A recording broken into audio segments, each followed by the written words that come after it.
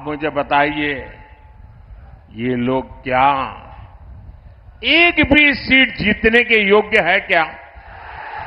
इनको सजा मिलनी चाहिए कि नहीं मिलनी चाहिए? पूरे बिहार में से एक एक को साफ करना चाहिए कि नहीं करना चाहिए? साथियों, गमंडिया अलायंस के पास न कोई विजन है, न कोई विश्वास है। ये लोग जब वोट मांगने जाते हैं तो भी नीतीश जी के कामों पर वोट मांगते हैं। ये लोग क्यों नीतीश जी के कामों का, केंद्र सरकार के सभी योजनाओं का लाभ लेकर के गुजारा कर रहे हैं, प्रगति कर रहे हैं? पहले कहते रहते थे कि लोग पुराणपंथी है, ये प्रगतिशील लोग नहीं है। हमने दिखा दिया चंद्रयान पर जाने की ताकत किसमें है। वैसे ही अब वो पिछले 25-30 साल से एक पुरानी रिकॉर्ड घुमा रहे हैं।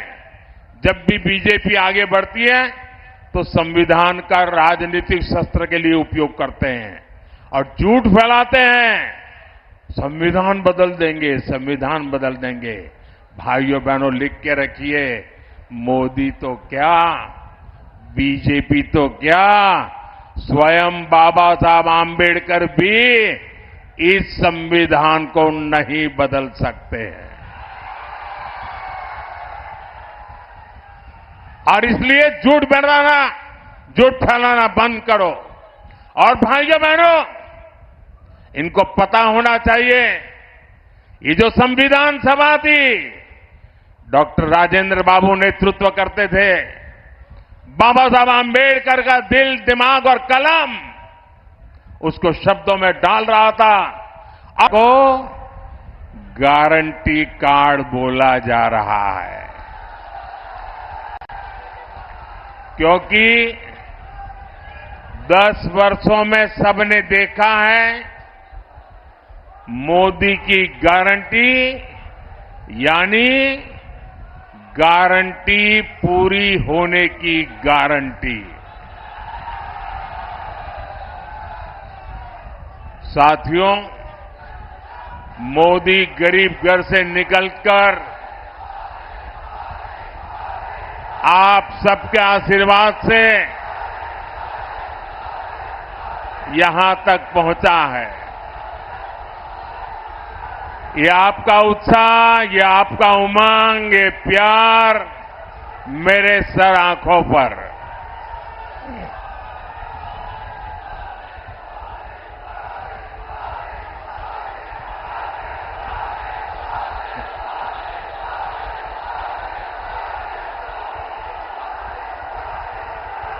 मैं आपका ये प्यार जीवन भर मेरे कानों में गूंजता रहेगा।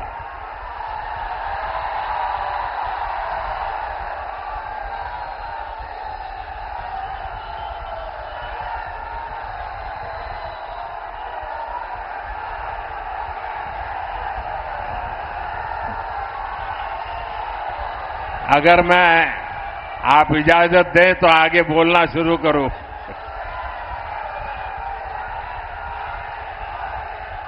ये ऊर्जा बचाए रखिए, 4 जून को भी जरूरत पड़ेगी।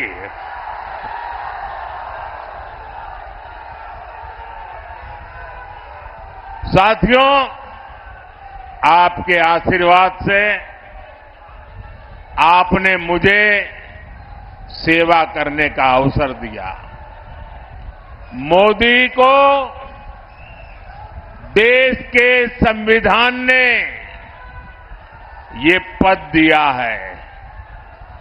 डॉक्टर राजेंद्र बाबू और बाबा साहब आंबेडकर, उनका दिया हुआ ये संविधान न होता तो कभी ऐसे पिछड़े परिवार में पैदा हुआ गरीब का बेटा देश का प्रधानमंत्री नहीं बन सकता था।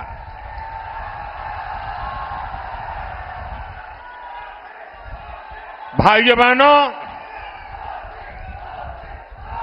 हमारा देश विविधताओं से भरा हुआ है। अनेक आप बैठिए भाई, प्लीज। आप जरा ज्यादा कर रहे हैं, बैठिए।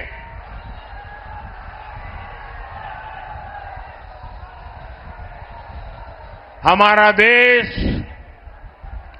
विविधताओं से भरा हुआ देश है। अनेक भाषाएं, अनेक बोलियां, अनेक रीति रिवाज, अनेक परंपराएं, अनेक प्रकार के पहनाव, अनेक प्रकार की जीवन शैलियां, अनेक प्रकार के खान पान, एक प्रकार से हमारा देश विविधताओं से भरा हुआ देश है, वैविध्य से भरा हुआ देश है और हर प्रकार की मत मान्यता वाला देश है, हर प्रकार के पथ संप्रदाय वाला देश है। ऐसे में देश के उज्जवल भविष्य को चलाने के लिए नियमों के अंतर्गत आगे बढ़ाने के लिए हमारे पास एक ही पवित्र व्यवस्था, हमारा संविधान है। हमारा संविधान हम सबके लिए एक पवित्र है। संविधान निर्माताओं का सपना था कि भारत समृद्ध बने, लेकिन दशकों तक देश पर राज करने वाली कांग्रेस ने मौका गंवा दिया, देश का समय गंवा दिया। 25 करोड़ देशवासियों को गरीबी से बाहर निकाला है आपके सेवक ने, मोदी ने। दशकों तक गरीबों को रोटी, मकान के सपने दिखाए कांग्रेस और उसके साथियों ने 4 करोड़ गरीबों को पक्के मकान दिए एनडीए सरकार ने। हमारे साथी जीतन राम मांझी जी भी यहां बैठे हैं, वो साक्षी हैं कि कैसे दलित, वंचित, पिछड़ा के नाम पर कांग्रेस और आरजेडी ने सिर्फ अपना राजनीतिक स्वार्थ साधा। दलितों, वंचितों, पिछड़ों को अधिकार और सम्मानपूर्ण जीवन एनडीए ने दिया है। साथियों, अब अगले 5 वर्षों के लिए मोदी का गारंटी कार्ड अपडेट हो गया है। गरीबों के लिए 3 करोड़ पक्के घर बनाए जाएंगे। ये मोदी की गारंटी है। गरीबों को अगले 5 साल तक मुफ्त राशन मिलेगा, ये मोदी की गारंटी है। 70 वर्ष की आयु से ऊपर के हर बुजुर्ग को 5 लाख रुपए तक का मुफ्त इलाज मिलेगा, ये मोदी की गारंटी है। किसान सम्मान निधि आगे भी जारी रहेगी, ये मोदी की गारंटी है। बीजेपी के संकल्प पत्र में समाज के हर वर्ग, हर क्षेत्र के लिए विकास का ठोस रोड मैप बनाया गया है। यहां डोभी क्षेत्र की तस्वीर भी औद्योगिक कॉरिडोर से बदलने वाली है। इससे यहां के युवाओं को रोजगार के लिए बाहर नहीं जाना पड़ेगा। साथियों, बीते 10 साल में देश में एक ऐसी क्रांति आई है जिसकी उतनी चर्चा नहीं होती। ये क्रांति देश के महिला स्वयं सहायता समूह द्वारा की गई है। पिछले 10 साल में 10 करोड़ महिलाएं सेल्फ हेल्प ग्रुप से जुड़ी है। बिहार में भी 1.25 करोड़ बहनें इस मुहिम से जुड़ी है। अरे हमारे गया जी में भी 5.25 लाख बहनें इन समूहों से जुड़ी है। जब कांग्रेस की सरकार थी तो महिला स्वयं सहायता समूहों को बिहार में 150 करोड़ रुपए से भी कम मदद दी जाती थी। एनडीए सरकार के 10 साल में इन्हीं महिला समूहों को 40,000 करोड़ रुपए से ज्यादा दिए गए हैं।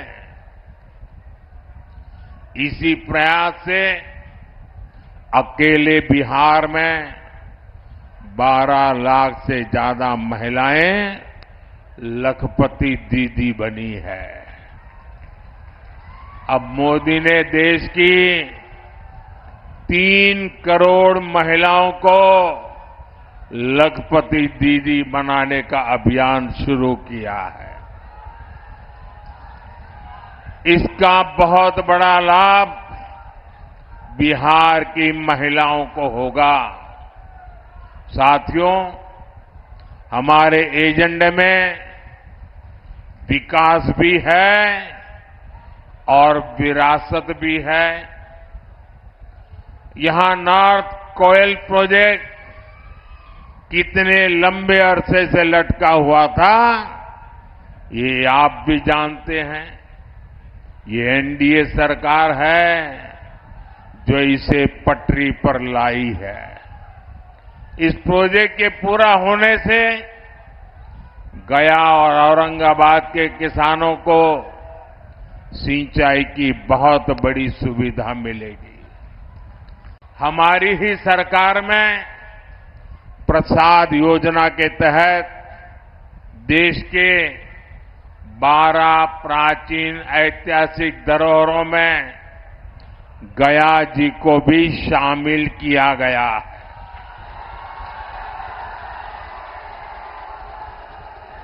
गया पितृ श्राद्ध स्थल है। यहां भगवान बुद्ध को बुद्धत्व की प्राप्ति हुई थी।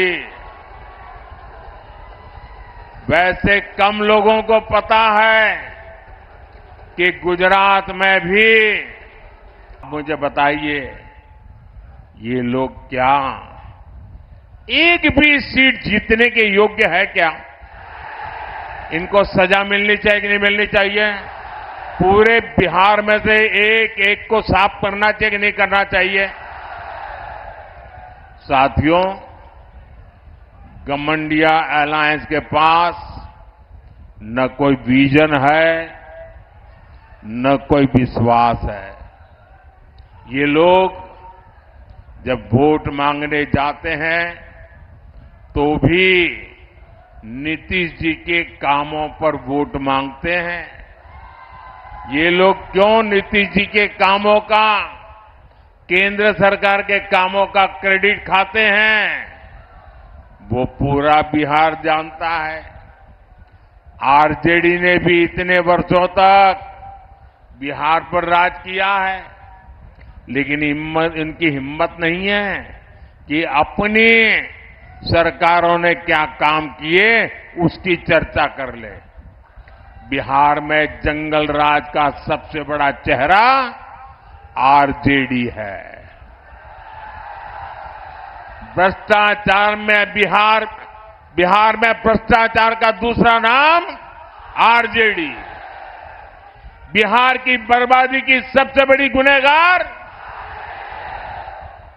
चारा घोटाले के नाम पर वोट मांगने वाले, क्योंकि उस पर तो अदालत से चारा चोरी की है, गरीबों को लूटा है, अदालत ने मोहर लगा दी है भाई। साथियों, आरजेडी ने बिहार को केवल दो ही चीजें दी है। एक जंगल राज, दूसरा भ्रष्टाचार। इन्हीं का दौर था जब बिहार में अपहरण और फिरौती एक उद्योग बन गया था। हमारी बहन बेटियां घर से बाहर नहीं निकल पाती थी। हमारे गया जैसे इलाके नक्सली हिंसा की आग में जलते रहते थे। जो जगह भगवान बुद्ध के नाम से जुड़ी हो, वहां नक्सली गोलियां चलती हो, ये हालत करके छोड़ दिया था। आरजेडी ने बिहार के कितने ही परिवारों को बिहार छोड़कर जाने पर मजबूर कर दिया था। साथियों, आज लूट का वही खेल ये लोग देश के साथ खेलना चाहते हैं। ये भ्रष्टाचार पर कार्रवाई करता हूं तो ये लोग मोदी के खिलाफ लामबंदी करते हैं। मैं कहता हूं भ्रष्टाचार हटाओ तो ये कहते हैं भ्रष्टाचारी बचाओ। इन्हें लगता है कि बिहार के लोग, बिहार के युवा इनकी बातों में आ जाएंगे। स्मार्टफोन के जमाने में बिहार के युवा, हमारे स्मार्ट युवा कभी जंगल राज वालों के साथ नहीं जाएंगे। आप मुझे बताइए, आप सब मोबाइल रखते हैं कि नहीं रखते हैं? रखते हैं कि नहीं रखते हैं? क्या लालटेन से मोबाइल चार्ज होगा क्या? ना, लालटेन से मोबाइल भी चार्ज हो सकता है क्या? ये लालटेन के जमाने वाले लोग आपको आधुनिक युग में नहीं जाने देंगे दोस्तों। ये आरजेडी का राज होता तो आपके मोबाइल की बैटरी भी चार्ज नहीं हो पाती। साथियों, पूरी दुनिया में इस समय अस्थिरता है। देश को आज एक मजबूत और बड़े फैसले लेने वाली सरकार की जरूरत है और इसके लिए एनडीए की गया लोकसभा सीट से हमारे वरिष्ठ नेता जीतन राम मांझी जी और औरंगाबाद से मेरे साथी सुशील कुमार सिंह जी को विजयी जरूर कर बनाएंगे। जीतन राम मांझी जी बिहार में दलित समाज का चेहरा है। सुशील जी बीजेपी के मेरे वरिष्ठ साथी हैं, संसद में मेरे वरिष्ठ साथी हैं। साथियों, जो उत्साह आज मैं यहां देख रहा हूं, आपको 19 अप्रैल को इतने ही प्रचंड उत्साह से मतदान करना है और बहुमत से इनको विजयी बनाना है। भाइयों बहनों, मेरे भाषण की शुरुआत में मैंने संविधान का जिक्र किया था। जो लोग संविधान को राजनीतिक हथियार के नाते उपयोग करना चाहते हैं, वे जरा कान खोल करके सुन लें। पिछले 3 दशक से आपने लोगों को डराए रखने के लिए, लोगों को भयभीत रखने के लिए भांति भांति की विकृत नैरेटिव्स, विकृत कथाएं प्रचलित की है।